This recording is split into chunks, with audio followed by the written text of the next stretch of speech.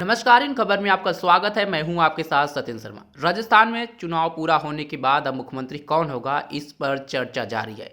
लेकिन इस बीच जयपुर में मंगलवार को एक बड़ा हत्याकांड हो गया।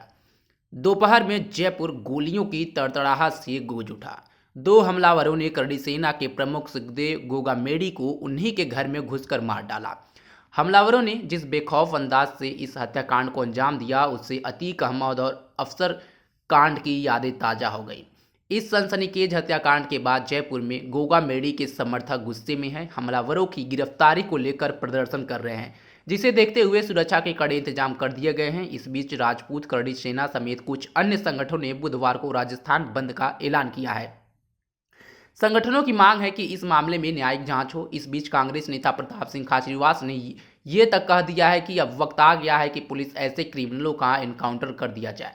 फिलहाल दोनों आरोपी पुलिस गिरफ्त से बाहर हैं। पुलिस से मिली जानकारी के मुताबिक गोगामेडी ने पुलिस से सुरक्षा मांगी हुई थी। उन्होंने दावा किया था कि सपंत नेहरा गैंग और दूसरे क्रिमिनल उनको धमकी दे रहे हैं।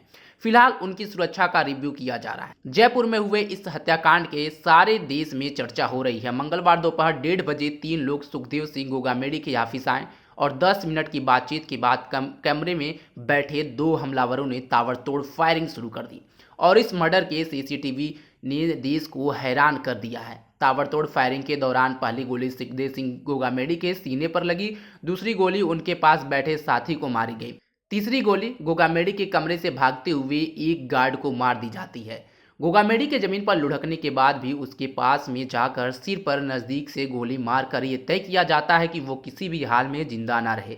जयपुर की इस वारदात में मरने वाले श्री राष्ट्रीय राजपूत करड़ी सेना के संस्थापक सुखदेव सिंह गोगामेडी थे, जिन्हें मारने के लिए हमलावरों ने ताबड़तोड़ 17 राउंड फायरिंग करके उन्हीं के ऑफिस में दो सुरक्षाकर्मियों की मौजूदगी में मार डाला। ताबड़तोड़ फायरिंग के दौरान पहली गोली सुखदेव सिंह गोगामेडी के सीने पर लगी। इसके तुरंत बाद एक साथ कई गोली मारी गई। गोगामेडी के जमीन पर लुढ़कने के बाद भी उनके पास में जाकर नज़दीक से गोली मारी गई। अब सवाल यह है कि दो बॉडीगार्ड की मौजूदगी में ये मर्डर कैसे हुआ? घर के बाहर तैनात दो गार्ड क्यों कुछ नहीं कर पाए? दोनों हमलावरों को घर में घुसते हुए किसी ने रोका नहीं? किसी ने उनकी ढंग से जांच क्यों नहीं की? कुछ सवाल का जवाब सीसीटीवी तस्वीरों से मिलता है। हमले से पहले घर के अंदर की लॉबी में एक बंदूकधारी गार्ड समेत 3 लोगों को आप देख सकते हैं।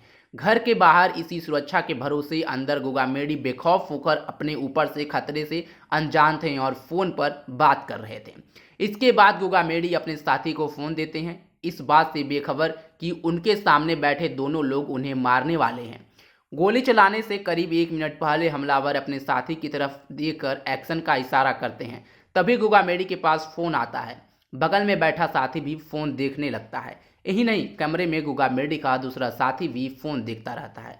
मौका देखकर हमलावर तेजी से पीछे होकर रिवॉल्वर निकालता है और पहले ही 3 फायर में गोगामेडी समेत दूसरे साथी का काम तमाम कर देता है।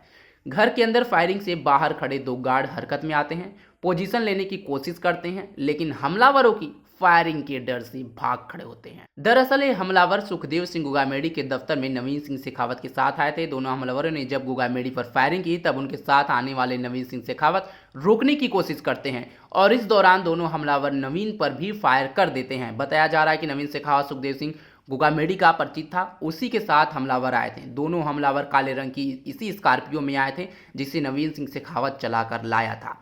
शायद यही वह है कि तीनों की ठीक से जांच पड़ताल नहीं की गई, जो गोगामेडी की मौत की वजह बनी। इस हत्याकांड को अंजाम देकर भागने वाले हमलावरों ने एक स्कूटी सवार को भी गोली मारी और स्कूटी छीनकर फरार हो गए। इस हत्याकांड में दोनों हमलावर बेखौफ दिखे, कानून का डर उनके रत्ती भर भी नहीं दिखा। सवाल यह है कि क्या नई सरकार राजस्थान में अपराधियों में कानून का खौफ पैदा कर पाएगी? सुखदेव सिंह गोगामेडी की हत्या की जिम्मेदारी लॉरेंस के गैंगस्टर रोहित सरदाना ने ली है। सुखदेव सिंह का नाम भी कई विवादों में आ चुका है। वह पद्मावती फिल्म का विरोध करने पर सुर्खियों में आया था। करड़ी सेना ने आपराधिक घटनाओं को अंजाम देने की वजह से करड़ी सेना से निकाल दिया गया था।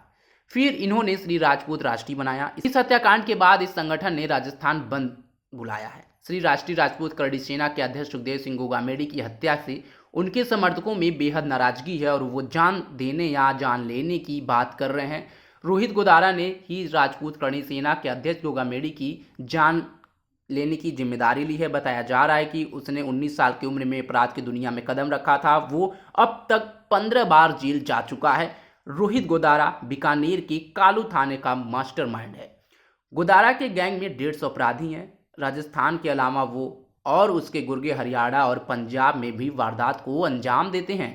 उसके खिलाफ 32 से ज़्यादा आपराधिक मामले दर्ज हैं। सिद्धू मूसेवाला मर्डर केस में भी उसका नाम आ चुका है।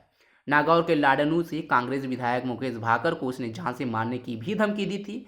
पुलिस ने गोदारा के खिलाफ रेड कॉर्नर नोटिस भी जारी किया था। उस पर 1 लाख का इनाम भी है। 2022 में वो गैंगस्टर राजू टेठा की हत्या की जिम्मेदारी भी ले चुका है।